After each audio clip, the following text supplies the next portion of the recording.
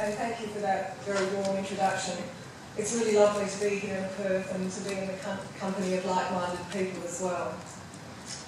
Well, it wasn't that long ago that I actually thought that I had my career path mapped out in front of me.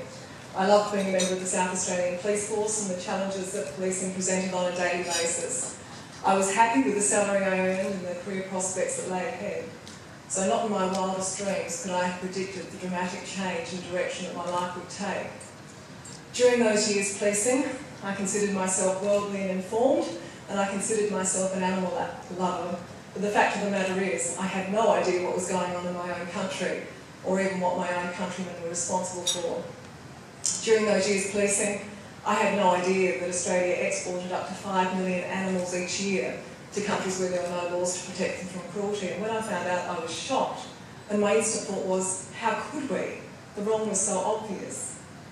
During those years policing, I had no idea that the vast majority of animals in human care in this country, some 500 million annually raised for food, were being denied the legal protection from acts of cruelty that are provided to our pets at home for commercial reasons. And again I was shocked and thought, how could we possibly justify this when we know that all animals share the ability to suffer? I had thought that Australia was a world leader in animal welfare, but what I discovered was that our industries are just more adept at keeping their secrets, and that in actual fact governments in this country have legalised, commercialised, and in the case of factory farming, industrialised animal cruelty, and the vast majority of Australians didn't know. The scale of this injustice and the fact that there was so many millions of animal victims that so desperately needed representation changed the course of my life forever. I think it's probably fair to say that during my policing career and since as an animal advocate, I've had the opportunity to witness probably more human and animal suffering than most ever will in their lifetimes. You cannot witness what I have without pausing regularly to reflect deeply on life, on our responsibilities to each other and to other living beings. That in 2012, after literally thousands of years of human civilization, there are still so many animals being abused at human hands reveals so clearly the need for change. It reveals the need for leaders who will inspire and encourage us to walk different paths, who will demand that in every dealing we have with members of other species that we also consider their interests, and not only what is profitable, but also what is ethical. We so desperately need political leaders who will remind us of our place in history, of the privileged position that we hold in this world, and therefore of our duty to not only be human beings, but to be humane beings. And I think we would all agree that we also need leaders who know what we do, that we are the most fortunate country in the world, and therefore we have a unique opportunity to lead in so many areas, including the ethical treatment of animals, and set an inspiring example for other countries to follow. But sadly and unfortunately, we have had consecutive prime ministers and governments that have been willing to support what will go down in history undoubtedly as one of the cruelest trades this world has ever known. The first recorded use of the phrase out of sight, out of mind was back in the 16th century. But perhaps no industry has profited more from this unfortunate human trait than Australia's live export trade. Some 160 million animals have been exported live from these shores over the past 30 years. Had any of them been able to tell us what they endured, live export would have ended long ago. This is an industry that has only flourished and prospered because the suffering inherent to its operations occurs on ships in the open ocean or in countries thousands of kilometres away. On so many occasions, I have stood in importing countries and abattoirs and marketplaces, profoundly disturbed not only by the suffering that was occurring in front of me, but by the knowledge that Australia had literally supplied millions of animals to be subjected to this fate over the years. On each occasion that footage from these investigations aired back here in Australia, there was a public outcry as this is undoubtedly an industry that troubles deeply the vast majority of the consciences of Australians, and with good reason. There are aspects of the live trade that will always be indefensible in animal welfare terms. Long-distance transportation of animals by sea entails inherent risks that can never be overcome, that have resulted in the deaths of millions of animals over the years, and Sue will be talking about this to you later. But perhaps the issue that troubles us most is the provision of literally millions of animals each year to countries where there are no laws to protect them from cruelty. As the investigator that has documented the treatment of animals in 11 different importing countries since 2003, I have seen the full scale of the collateral damage of Australia's live export trade. Many of these countries are still to even acknowledge that we have moral, let alone legal responsibilities to protect animals from harm. And why would they, when a country such as Australia endorses and operates a trade in which tens of thousands of animals die as part of its routine operations each year? But that is not even the full extent of the damage. I have witnessed on so many occasions that Australia's willingness to supply animals to these countries has reinforced their local beliefs that their current treatment of animals is acceptable. As you know, it was in March last year that I spent 6 consecutive nights in Indonesian slaughterhouses, witnessing Australian cattle being brutalised in the most terrible manner imaginable, and that treatment being facilitated by restraint boxes proudly branded with Meat and Livestock Australia and Live Pork logos. Never had the complicity and culpability of Australia's live trade in animal cruelty been so obvious to the government and to the community. But you know, it wasn't the first time. Many of you here may be aware of the story of Cairo's Basseterre abattoir and the terrible cruelty that we documented there in 2007. That any Australian government official or industry official had entered this terrible, huge facility and deemed it an acceptable place for Australian animals, or any animals for that matter, is unforgivable and inconceivable. The first slaughter hall that I entered at this facility was killing camels. Their method of slaughter was to drive the animals down the middle of this huge empty hall, with slaughtermen standing on either side with long knives slashing at their necks as they ran past, until eventually they dropped to the ground through blood loss. Slashing and stabbing was a standard method of restraint and slaughter in Egypt. Yet our industry had supplied nearly 1 million cattle to that country over the period of a decade. Australia's live trade's willingness to supply animals knowingly to that treatment should have led to the end of the trade in 2007. And yet all they did was lose one market, and as we know, continued to export animals to equally cruel treatment in other countries. Egypt should have been a wake-up call for federal governments to investigate every single importing market to see the treatment that Australian animals were being supplied to. Instead, inconceivably, they provided taxpayers' funding to the industry to improve animal welfare. That people directly involved in the live trade were charged by government with the responsibility of improving animal welfare and convincing people in importing countries as to the importance of animal welfare was, as we said last year, like putting the tobacco industry in charge of the healthcare system. It was inconceivable, and we saw the results of that. We were confronted with the results of that last year. Those brutal restraint boxes in Indonesia, I have never felt such horror or shame to be an Australian. As those animals were brought in, their legs were tied, terrified. They were tripped onto their sides, crashing with their full weight on a sloping concrete slab, trying to heave themselves up into the air to right themselves, only to come back down with their jaws on the edge of a sharp concrete blood drain cut in there as part of the Australian design. The Gillard government have now banned these devices, but the question has to be asked, how did an industry that showed what it was capable of in Egypt not have appropriate government oversight?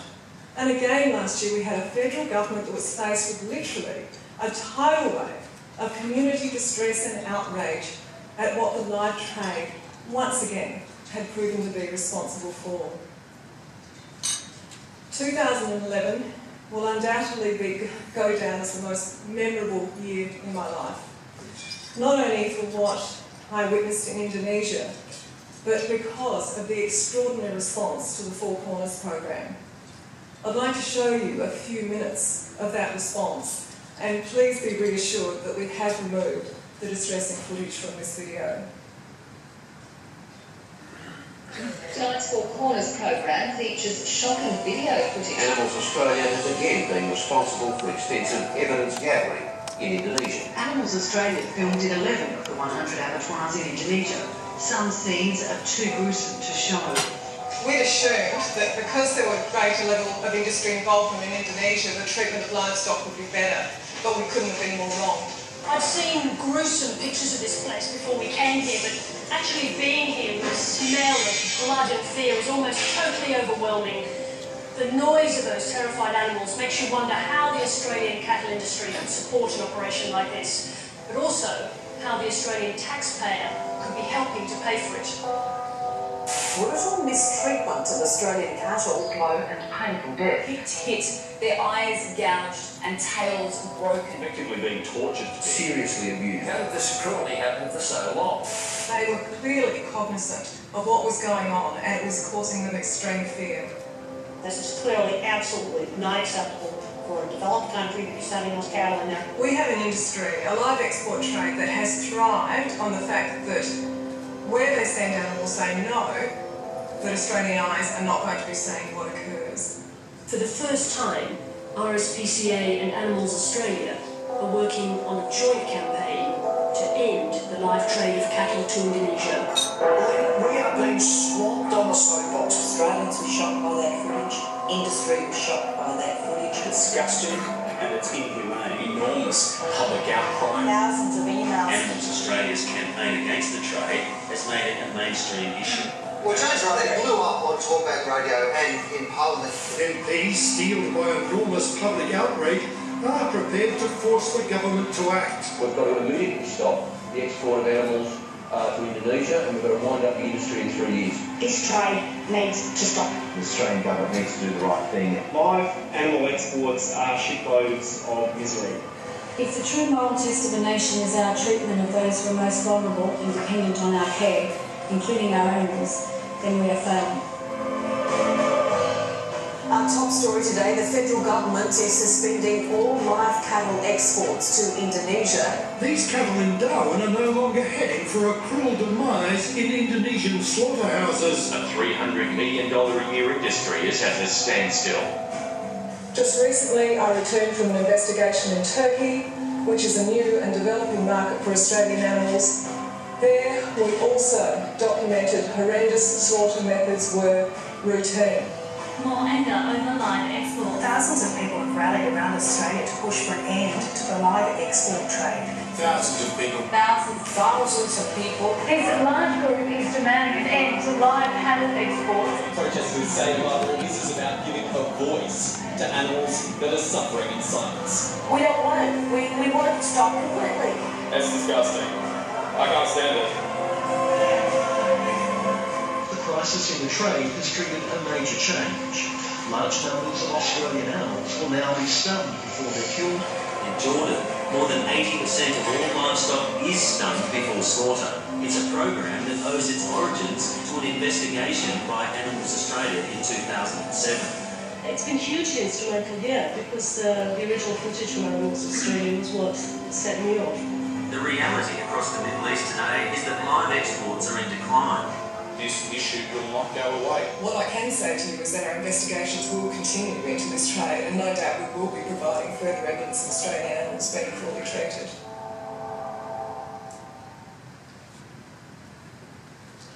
I will always be grateful to the wonderful Sarah Ferguson and the Four Corners team for their integrity, their commitment and courage for airing a program that no other commercial network would ever touch. The response to this program was quite extraordinary and unprecedented in that it created a further 60,000 media stories over the following months. We heard on several occasions when we were in Parliament House from senior people that It was the most significant event there over the last 20 years. I'll also always be grateful for the MPs and senators that stood up and spoke with us as one last year. One of those, Melissa Park, is here with us today. What last year showed us, beyond a single doubt, is that the majority of Australians want live export to end. And it was lovely to know that as a country, the majority of us care deeply about the welfare of animals. Of course, in the end, we were profoundly disappointed that our political leaders failed to listen to the voice of the people and bring an end to this industry. But we knew that we have pushed them to the precipice, and they know this as well. And we will not rest until we push them into the dark pages of history where they belong. Some of the animals from last year, I know, will remain in not only my heart and mind, but in the hearts and minds of many Australians. Probably two, Bill and the other one, Tommy, are going to be the ones that will stay with us. In those few seconds of footage, Tommy, the beautiful black steer, indicated to us what we should have always known, that animals raised for food suffer too, and it is in our power to prevent such suffering. Whilst I was unable to save him, at least we know that his suffering and his death was not in vain, and he will never, ever be forgotten. During my years of policing, I spent so many days and nights driving around, answering cries for help from people. And I've realised so clearly since that time working as an animal advocate what an enormous advantage we have over animals, simply because we have a language in which we can cry out for help. And the fact that animals cannot do so is so often used mercilessly against them. It was Gandhi, who was one of many wise souls that recognised the enormous ethical challenge that defenceless animals place before us when he uttered that famous line, "The greatness of a nation and its moral progress can be judged by the way its animals are treated." Gandhi recognised that the vulnerability of animals presents us with the ultimate temptation to profit through their suffering, simply because we have the power to do so. But he also recognised that a deliberate and considered decision to deny that temptation and instead protect them from harm meant evoking the finest elements of our humanity: compassion, mercy, and selflessness. Nobel Peace Prize winner Dr. Albert Schweitzer also recognised the moral significance of our relationship with animals, not just for them, but for us as well, when he said, "Until he extends the circle of his compassion to all life, man himself will not know peace." Schweitzer recognised that our treatment of animals not only defines us, but it defines our present and our future. That whilst cruelty to animals continues, it reveals that we as a species are being ruled by our weaknesses rather than by our strengths. If you look back at history, you can see that as a species we have always had the courage to explore, but it would seem that we have been so busy exploring what is around us that we have forgotten to explore what is within us, and that is the depths and breadths of our humanity. And sadly, our political leaders are not encouraging us to do so.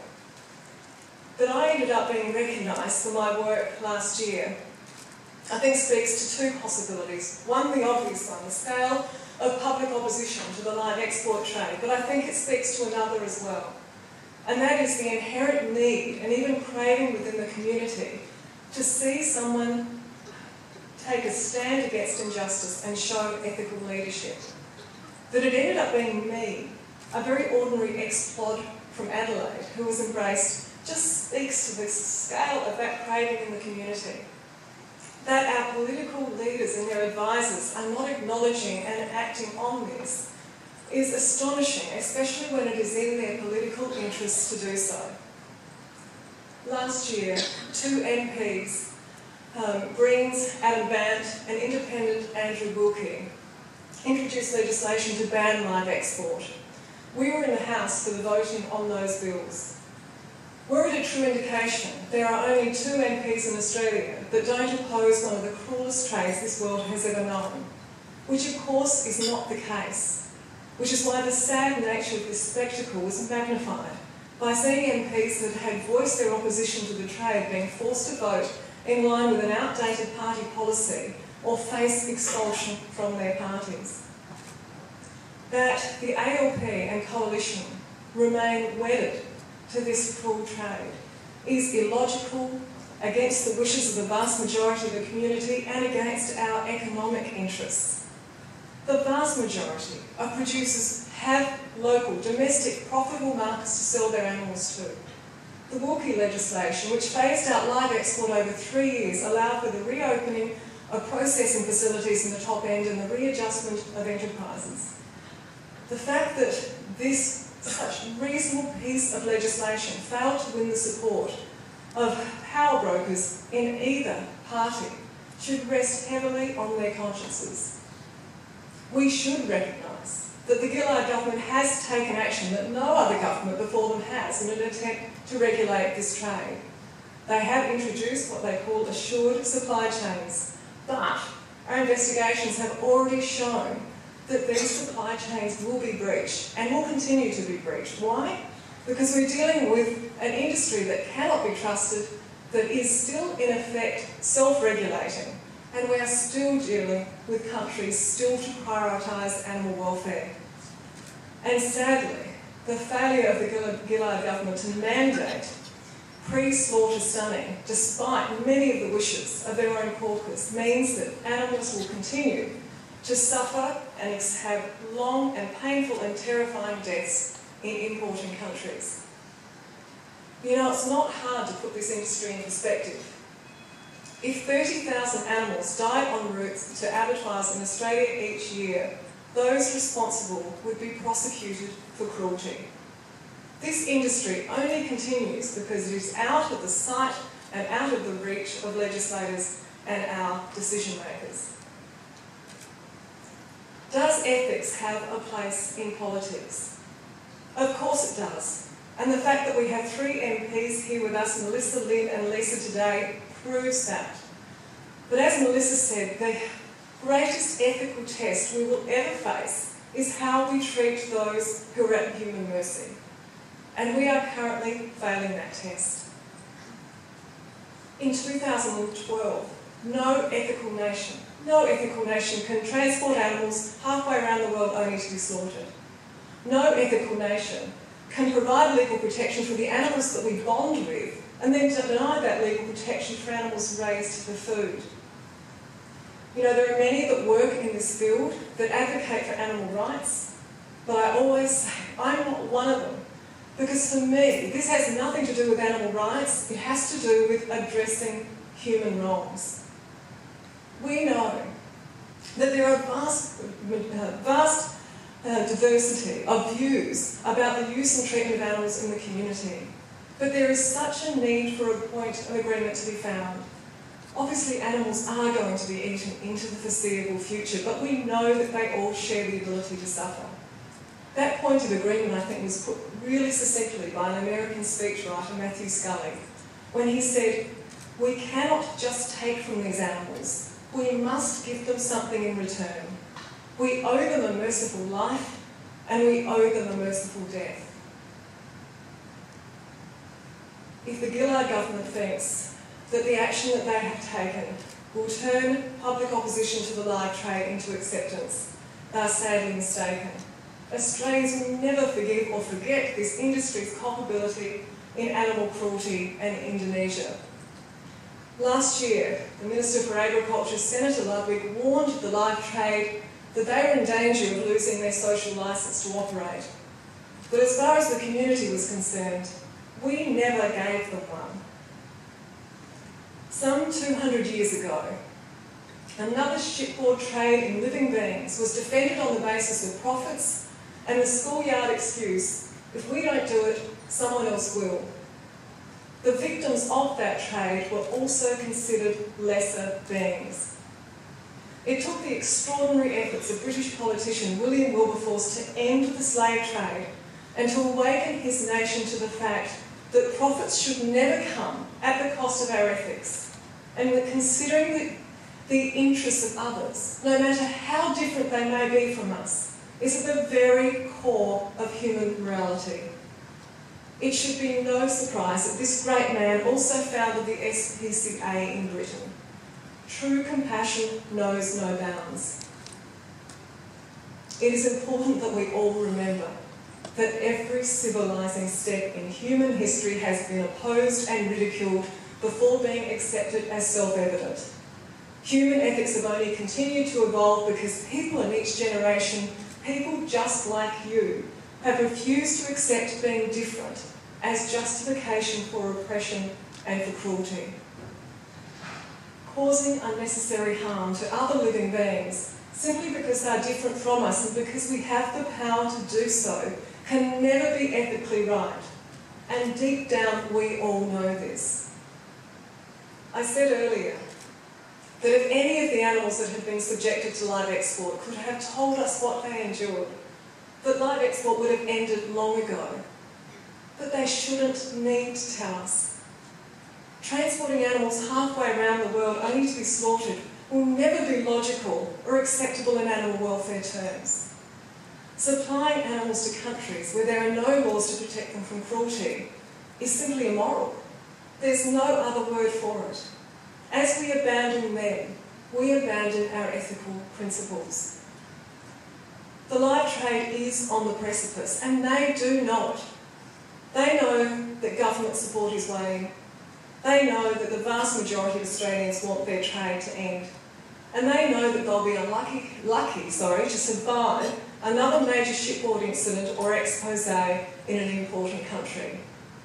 And it will occur. It's just a matter of time. The tragedy is that more animals will have to suffer and die in the interim. The great lesson that I learned from the life of William Wilberforce is that the voice calling for an end to cruelty must never waver.